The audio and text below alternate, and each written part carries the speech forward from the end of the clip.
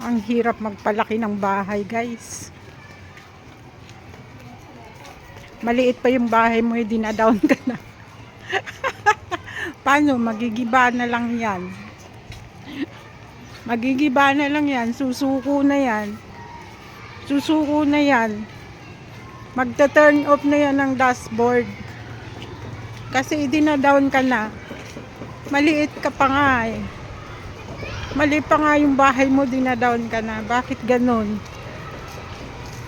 Bakit ganun yung mga big? Yung mga big na bahay riyan. Mapanglait.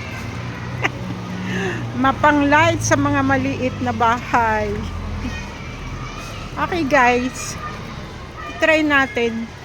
I-try natin na i-turn off yung professional dashboard. Pero hindi pa guys, hindi pa ako sumusuko do, di ba? Hindi pa ako susuko. Hindi pa ako susuko. Maglalakad pa ako ng tulo. Wala naman kasi akong sasakyan kaya hanggang lakad lang. Hanggang mapaltos yung aking mga paa. Maglakad na lang ako kasi wala akong pamasahe. Wala akong pamasahe.